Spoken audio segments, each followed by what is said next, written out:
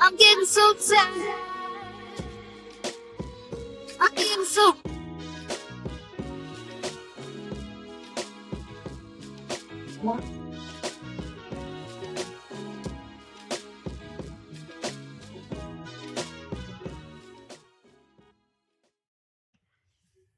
Y'all know what's going on. It's time for another episode of Doing Time with Joe. I'm your host, Joe Bacon. Welcome to the show, y'all. This is part 2 of the Peon that crosses folks out, right? And gets him messed all up with his gal and even his second gal. You know what I'm saying? So here's the thing, right? You know, Mississippi, he understands how things work in the penitentiary, right? He's been around for a while, and he understands mostly how gangs operate. He understands how gangs operate. Gangs are real quick. Gang members, rather, are real quick to believe something about one of their own, especially when it comes to snitching. Not because it's necessarily true, because they fear that if it is true, it could cost them. So just putting that label on a brother can get you crossed. You feel what I'm saying? That brother get crossed out quick. They'll sort it out later. You feel what I'm saying? And then now, most of the time when a situation like that is occurring, it better be something rock solid. It better be something rock solid that makes everybody understand that this didn't happen.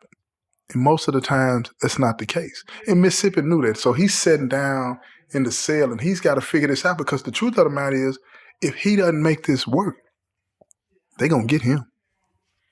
And I'm talking about, when I say they're going to get him, they're going to kill him. They're not going to play with him, man. They're not going to play with it, because he's crossing out of OSM, and that, at the end of the day, doing that to somebody that's that ain't done nothing to you. Now, he might have been hard on him in the cell, but that's just the penitentiary. That's just the penitentiary. So now, and crosses happen. They understand that too. But when you label somebody a rat in the penitentiary, you better have a story that they can't break. You better have a story that they can't break. So this is what he did. Let me show you something. This is how he manipulated the whole business when he broke this down to me. And I'm going to explain to you how me and him ended up in this conversation in the first place years ago. Make sure you understand that, so you'll understand why I sat there and listened to this whole story. You feel what I'm saying? So here's the thing. When Mississippi figured out he had to do something drastic, he dropped a note again to the warden, telling him that G Money's life was in danger. And they were trying to figure out a way to send somebody in the hole to get him. Now listen to me. That happens. You got a lot of people that'll check in and go to the hole, and then you'll have the organization, they'll have somebody check in right behind them. They not in danger, but they've been told, go back there and get him. So they check in with a false story just to get into the same pond. And if they get into that same pond, it's going down. It's going down. So Mississippi knew. He knew that he had to put an issue in the administration's ears so that G Money would have to be moved. But moving him wasn't going to solve the problem. That's just getting him off the compound. He needed him to stay in the back. You feel what I'm saying? Permanently. Why? Because if he ever got out on the compound, he might find that sympathetic ear and he can explain himself, and then he'll be straight, and then he can figure out how to get in touch with his gal again. You see what I'm saying? And straighten all this out, and then possibly figure out that Mississippi done this to him. So here's the thing. And we're going to get to that part later. So here's the thing. This is what happened. Check this out. So Mississippi, he go to them same three that he gave that work to. Listen to me. Because he feel like he had developed a level of trust with them, right? Because he knew they was on the shites. So he go to them. He said, man, I need to talk to y'all. Sounding all sad. And they said, man, what's wrong, man? Because they listening to him. They worried that he might be getting ready to say something about that work that he gave them that belonged to Mississippi, that never made it to Mississippi, that they never told anybody about. So they are listening to every word he's saying. He said, man, Internal Affairs came and hollered at me. They said, what they come and hollered at you for? He said, man, Internal Affairs came and hollered at me about G Money. He said, oh, yeah? Well, what'd they say? See, because anytime you talk about Internal Affairs to somebody that's involved in criminal activity, look here. They are listening to every word you say, and you better make sure that you got an airtight story, because they're going to break it down. They're going to break it down later on. Listen to me now. So he tells him, look, he tells him that G Money had told the Internal Affairs to come to me, and that he had this book put up in the cell. It had the names, addresses of people that he had sold dope to and sent dope to and made money with. They said, what? For real? And then he was like, yeah, man. So they said, what'd you do? He said, man, I told him I didn't know what he was talking about. So they said, is it a book? He said, I don't know. He said, man, I searched the whole room. I went through everything. I couldn't find nothing. I didn't find no book. It must be in his property. So the three gangsters, they looking at each other. Oh, they pissed now. You know how when people in the streets get pissed, they cross their arms, they looking at him, they got that mean mug on, they staring at him.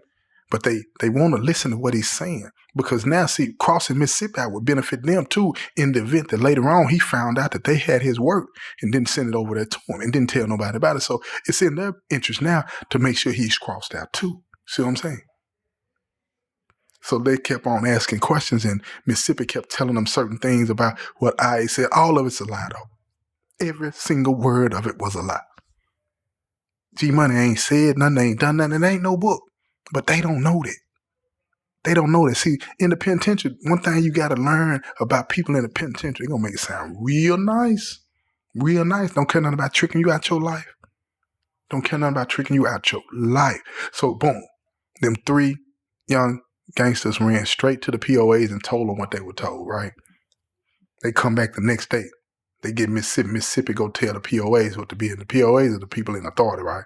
You understand what I'm saying? That's a position of authority. So he go tell them everything.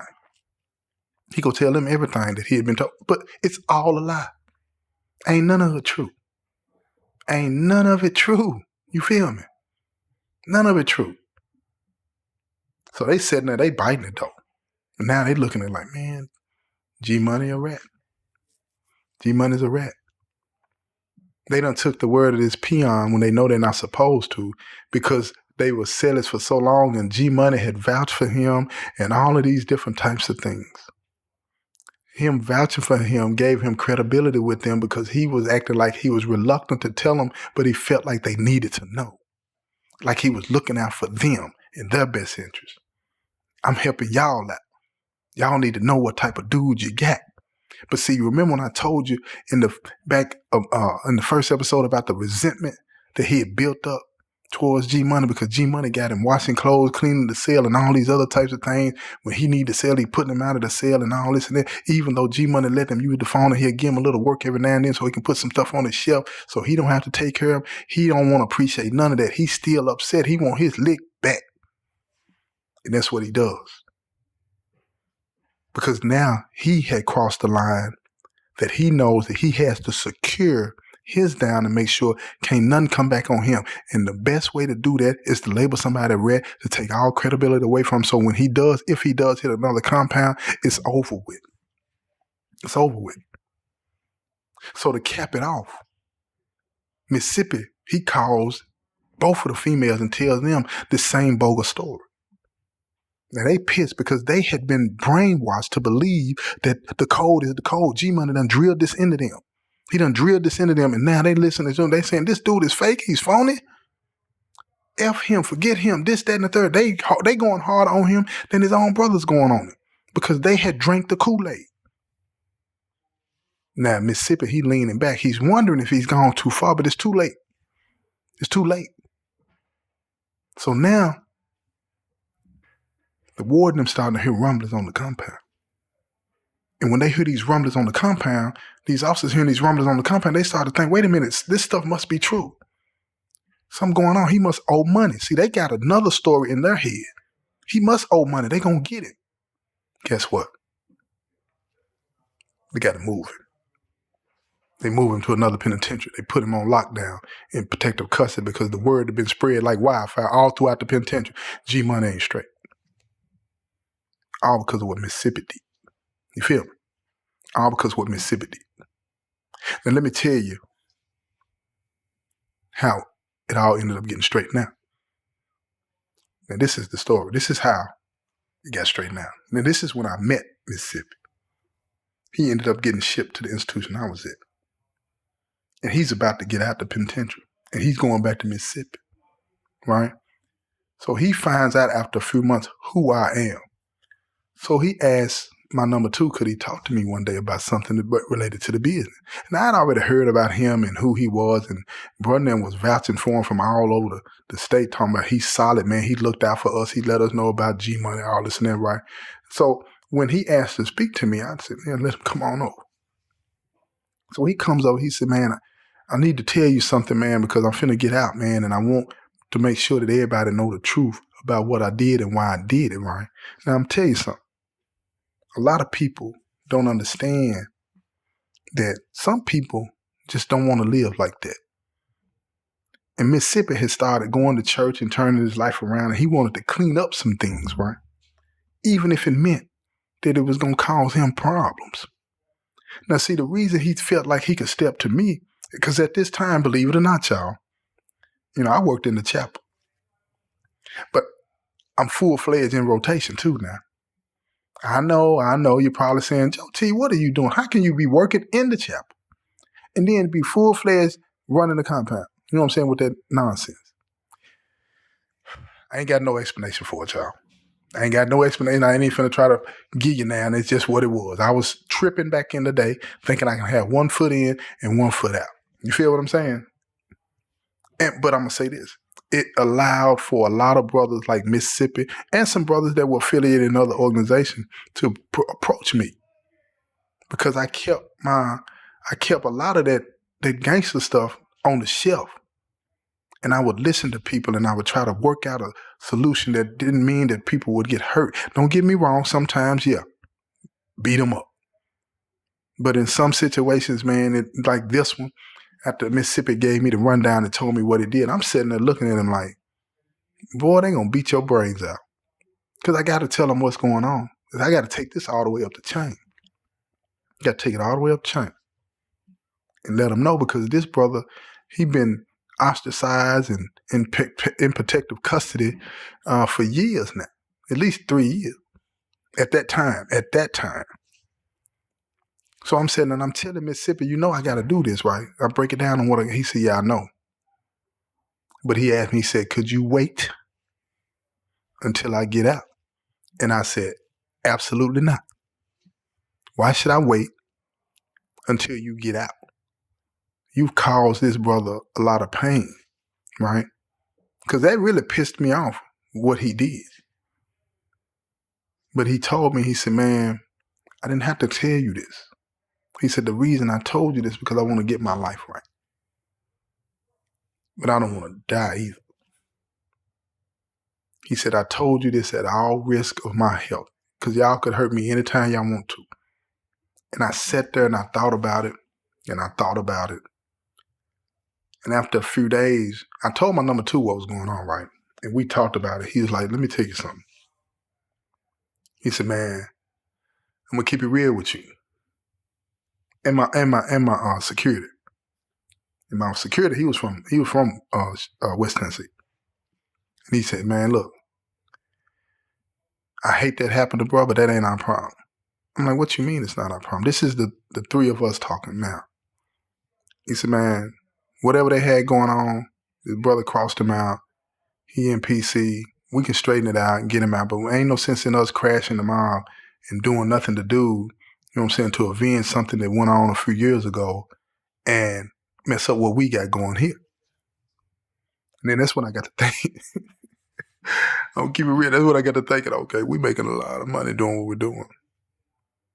And if we get dude the way we were supposed to get dude, the way we would have been told to get him, it would have been over with. It would have crashed. At least a few of those brothers, they would have went to the hole. We'd have been under scrutiny and everything would have been messed up. And I thought about it after a few days and I said, okay, this is what we're going to do. Mississippi finna get out. He finna get out in a couple of months. And when he gets out, then we'll talk about that. We'll let that be, passed up the chain and then they can decide what they want to do. So I went back and I told Mississippi, I said, look here, don't know but 3 people on this compound know this now, besides you. Keep it to yourself. Don't say nothing to nobody else. And then we're going to pass it up the chain when you leave. But I said, let me say this to you. It don't matter where you go. It's a lot of brothers in Mississippi, right? And if one of these brothers happen to call and want something done, there ain't no telling what they might do to you. He said, I'll deal with that when I get on the streets. I said, that's what's up. I said, but don't say nothing about this, man, because I'm putting my credibility on the line by not telling what I know right now. Right now. And he said, I appreciate that. And let me explain to you a little bit more why I didn't want to do nothing to him. Yeah, the money, what we were doing and all this and that, right? But in life, man, even then, I had come to understand, we all do things out of anger and resentment. And then we'll regret them later on, but we'll dig a hole so deep that sometimes we don't think we can get out of it. We don't think that if we tell the truth that things are going to be okay. And in this situation, I'm not going to sit here and stunt and say that I had all of these revelations of doing it the right way and not causing more problems and more pain and all. I'm not going to say that. I'm not going to pretend to be like it. But it was something that was urging me, don't make this worse. And yeah, my brothers that talked to me and all this and that, right? But it was something that wouldn't let me cross that line. And as I look back and I reflect back on that, I credit that to the Most High. Yeah, I was involved in the life and I lived the life and I did those types of things. But there were those times where it didn't make sense. It didn't make sense for me to do anything. And I didn't. Yeah, after he got out, reported it up the chain, and after a few months, word had worked its way around the state and G Money comes off of PC and he finally tried to get his life back on track. But here's what happened. While he was on PC, guess what happened to him? He changed up. He quit doing that. When he come off PC, because he didn't know if he was going to live or die because of the way things work in here, y'all. So he changed his whole life. And then when he came off PC, I didn't get to meet him for quite a few years because, when you're a different institution, you run into people when you run into them, right? But when he came off PC, they talking about this man was changed. He got off count. He didn't want to be a gangster no more. He wasn't mad at nobody. You feel what I'm saying? He was like, I saw the craziness in it. He saw the craziness in it. So he didn't want no part of that lifestyle. And you see how things turn out for the good? See, I didn't even see it myself. I'm not going to claim that. But when Mississippi came and talked to me, it was something that was stopping me from going that extra mile like I would normally do in some situations and have him hurt. Something was going on. And he gets out, and he ended up coming back for a little bit, but he gets out, goes on with his life. G Money, he walks away from that lifestyle. And he finally got out of the penitentiary. And now he's doing good. No hard feelings, no nothing. Because I got to talk to him a couple of times, and I told him I'm the one that initiated the process to get you off of PC. Guess what he told me? He said, it wasn't you. It was the Most High. I mean, this boy was committed, and he understood what the business was. So I want to say this to you before I leave.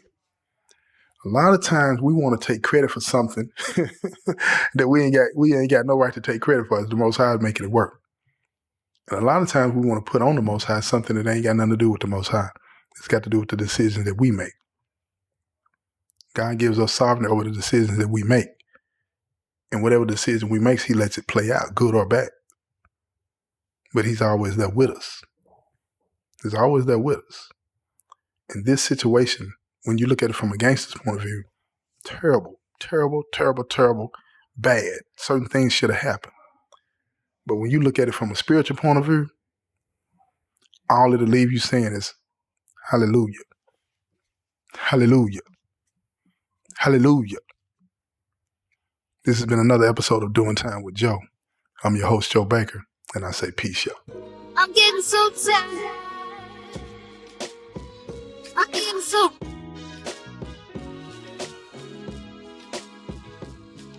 What?